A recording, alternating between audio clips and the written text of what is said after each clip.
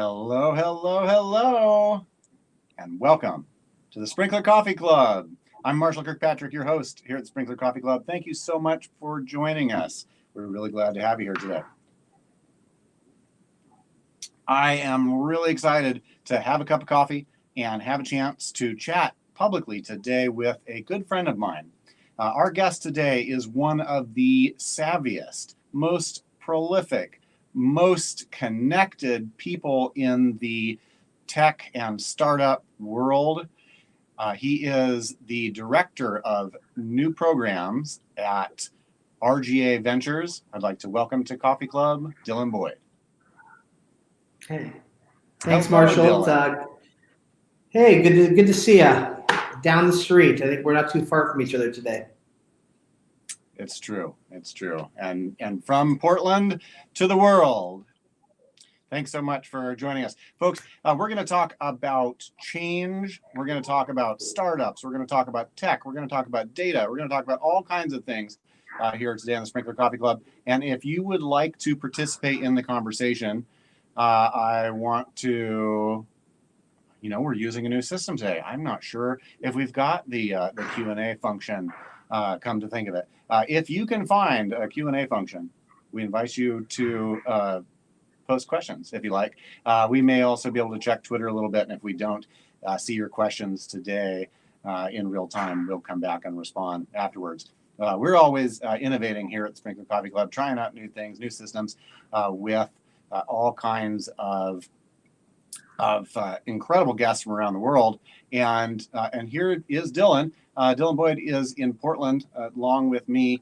Dylan, can you start the show off by telling us a little bit about this job of yours? What exactly do you do?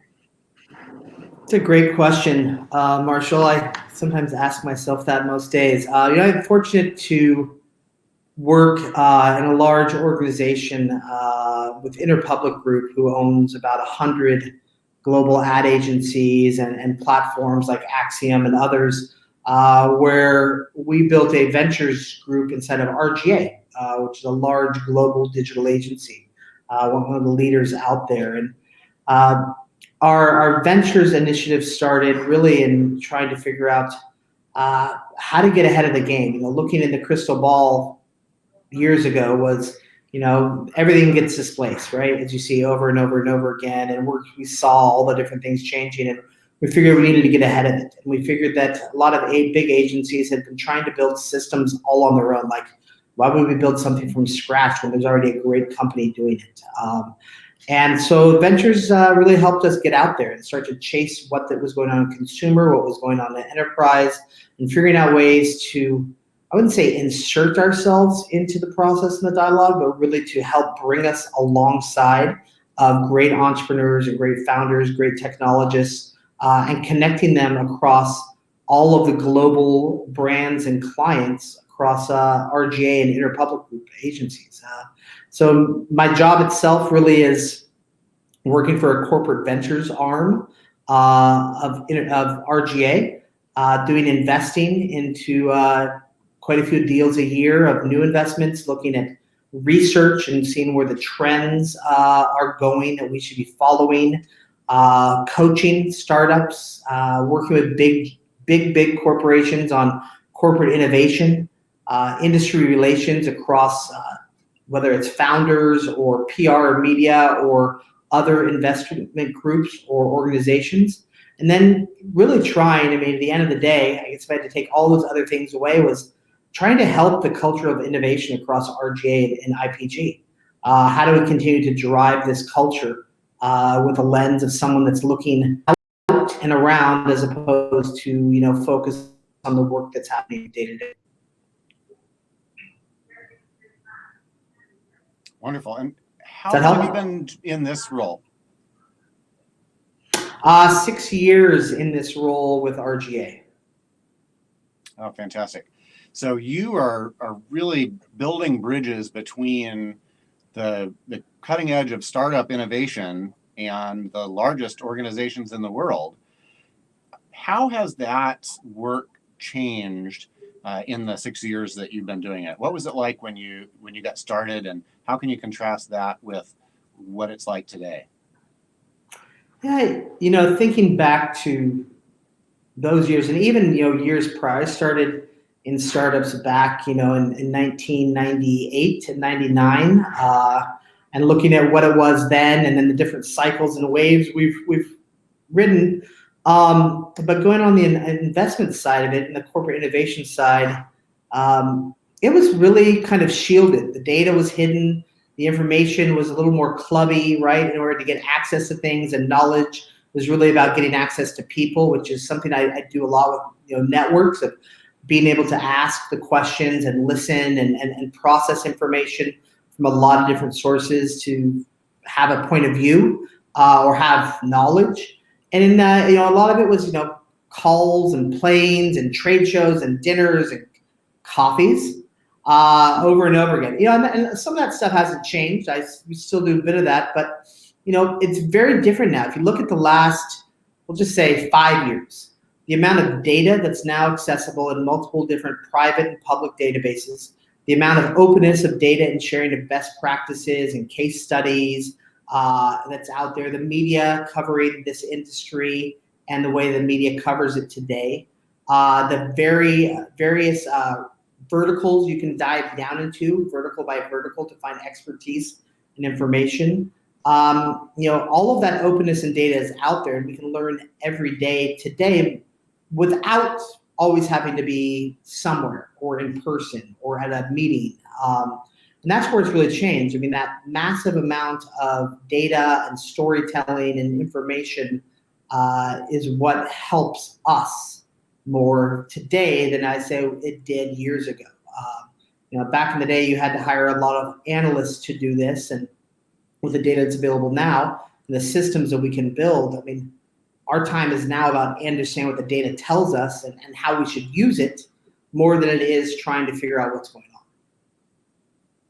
Oh, it's fantastic. And you are uniquely good at processing so much of that data, while the rest of the world perhaps was focused on so much of that face-to-face. I know you've done a lot of face-to-face, but you've also been building incredible networks online and working with data. As you have seen that trajectory, and as you've got your finger to the pulse of innovation across so many different sectors in the startup world, where do you see this corporate innovation field going? What is your job going to be like in 5 or 6 years from now? I even think shorter. What does my job and role look like in 12 months from now?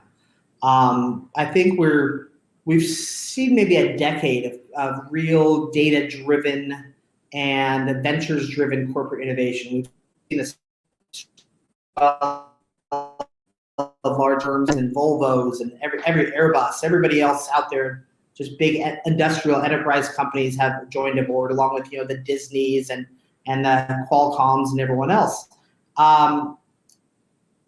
And while they've had some successes, it's just really still been different for the organization as a whole. I mean, you think about the organization and almost an infection and how it fights the processes that have been the last 10 years prior. This cycle of these new organizations coming in, the first 1, 2, 3 years really are about change, and year one is about, my God, what are these freaks doing over here? Why are they going to go talk to these other people outside of corporate R&D or the innovation lab we already have? And they've learned through a lot of large home runs of acquisitions or of new products, or even look at plant-based meats and what it's doing to the food and dairy industry right now, and they can't go in fast enough. And right, I know, but these are the types of things that these corporations are combated with every single day. And change in large organizations is slow. The best are hamstrung by size or internal goals or rewards. So let's talk about that change, but first, to make it tangible, can you give us some examples, some of your favorite examples of corporate innovation initiatives that you have worked with? Perhaps any of the incubators or the other cool projects you've worked on? So we've got tangible examples. in mind? Yeah, I think some of actually before I'll give you that. Before we jump to there, think about what is the next. You said 5 years look like after the 10 years of watching what's happened. I think the next year, 2, 3 years is about. I think of it more of intelligence.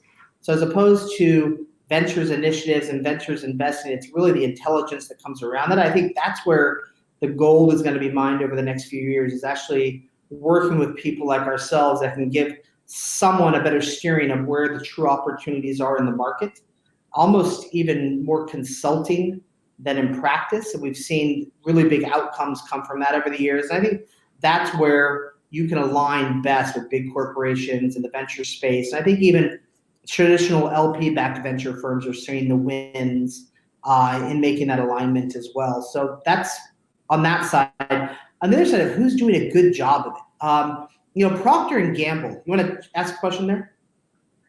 Yeah. Let me.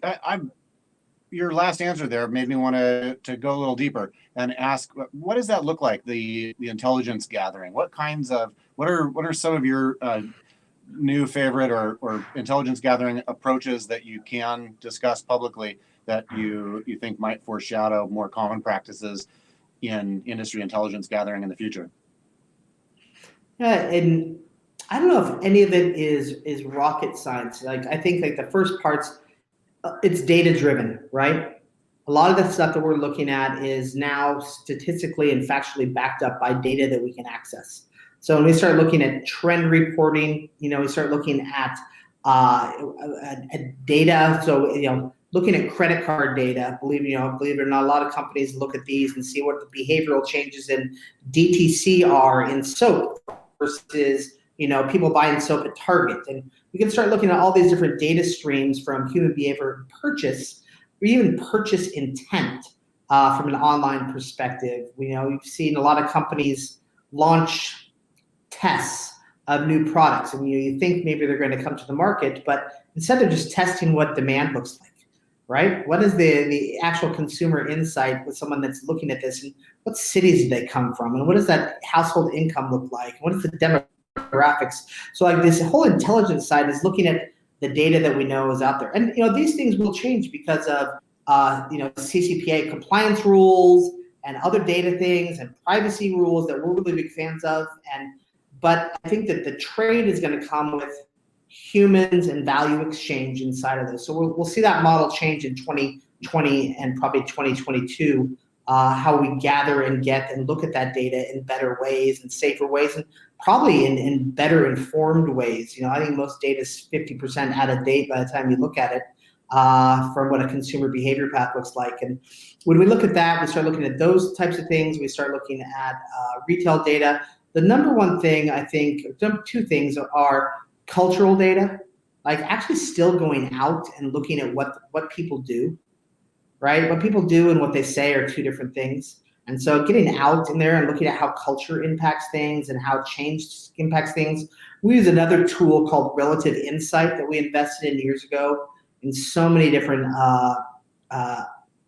deep dives to actually see, what words people are using when they describe certain products or certain businesses. We can actually look at language to help us understand how people have different perceptions. All of these strange, amazing data tools that are out there help us shape what intelligence looks like. What does the next beverage of choice look like for America? Will we see plant-based X surpass this? Will we see, other products enter the space? Well, what will we see is demand, and how will that be set? So I think that intelligence helps us with that. I think that looking at all of these things, and not just silo combined, that help us paint the picture of the opportunities. I mean, go ahead. Well, I wanted to ask,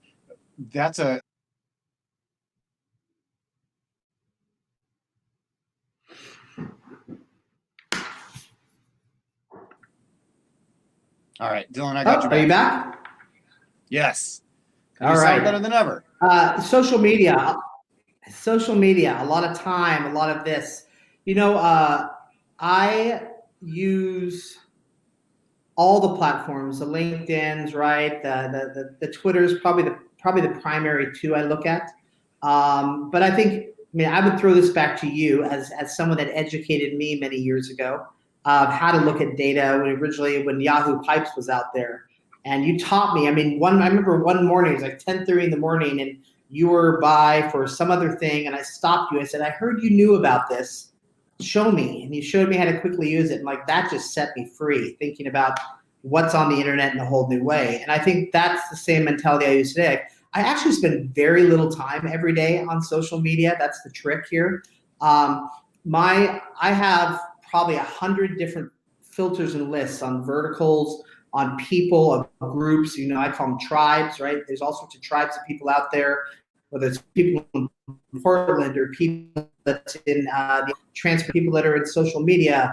And I can quickly set and parse those things. So probably 3 times a day, I actually stop and look. And I can quickly scan through these columns I've got set up in TweetDeck and actually understand what's happening, what's a priority, who to watch. My lists are public, so anyone can go out and check them out, of what's out there, and see what else should we be watching, who are we finding. And every time I find people that's not following them on social media, it's actually adding them to a list. I think lists are the most powerful thing on Twitter that are overlooked, and hopefully they'll pay more attention to them later, but you know this. Yes, the other side of it is they're going to spend more time in the news recently. They're going to invest more time and energy into it, right? So, let's pause there for a second. So you are doing source discovery. You're finding experts and influencers in different verticals, and you're organizing them into lists. And then you've got an interface that makes it easy for you to scan over a sample, I presume, of what they have posted recently. And are you scanning down that quickly? Are you doing how do you find value in there?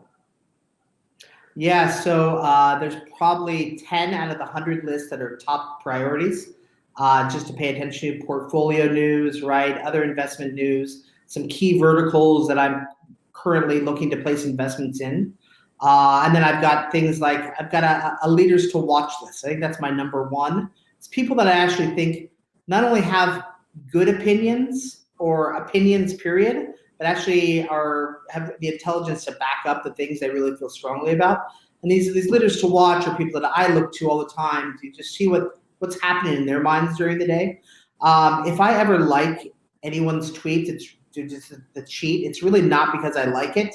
It's really, I'm not liking it. It's really to save it to look at later, because from about 10 o'clock on at night, most nights, I'll go through from 10 to midnight, 10 to 1, and read all of those things and take away, and think about things that actually really were important during that day or things of interest. And then I'll unfavorite them, unlike them, and queue those things up that are worth sharing to my network for the following day. And so, the things I really haven't been on Twitter today, but I have for those that are out there. It makes a big difference. I think to be helpful to others, you get better information back. So the more that I can contribute, the more that I feel that I get information back. And it also, these networks, Marshall, as you know, open up new opportunities and people that you might have not connected with before, opinions you might have not thought about. But everything on all these networks, especially on the corporate enterprise side of it, is LinkedIn, is tracking people's paths and actually caring about the people that you're going to interact with, their successes, their wins, right? Their losses. And I think these networks allow us to be a little bit more human than a lot of people use them for. That's wonderful. So when you find something really good in one of those streams and you bookmark it by liking it, and then late at night you're able to stop and read and reflect, what are some of the ways that you take action on what you find there? And anything that other folks might not think of? A lot of times if there's a new company or a new thing, I add them into a list to keep an eye on somewhere, right? So I might not immediately follow and do those things, but I'm looking at them for kind of a side watch list to actually see if I should really, after a week or two, really pay more attention to this or that topic.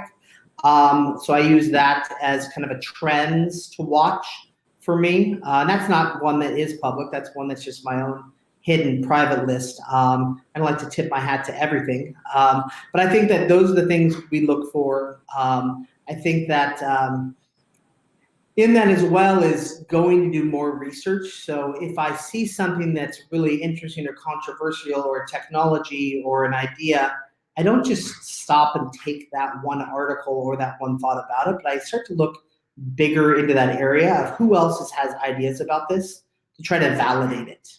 Or I use it, in following conversations with videos or with phone calls I have to actually validate it with others that are leaders in those areas. Wonderful. Okay. Yeah, I think there's a lot of nitty gritty in there and a lot of elbow grease that's still required. But wow, the ROI is so substantial. I feel like in the future, one of the biggest opportunities in social is not just to get the word out, and not even just to learn about your own customers, but to really drill down and find a whole new layer of insights and opportunities in those social streams. So I would let's agree. say. So I've got two questions now, and we could go either direction. I'm interested in hearing about how you use those insights to help foster change with large organizations. But I'm also interested whether you've had success in teaching some of those skills that you've developed and building a culture along these lines. Yeah, I think in the side of the large organizations and the enterprises, right, and change, right, change in large organizations is tough. And you asked earlier about some that are doing a great job of it, right? Most organizations are still slow to change, right?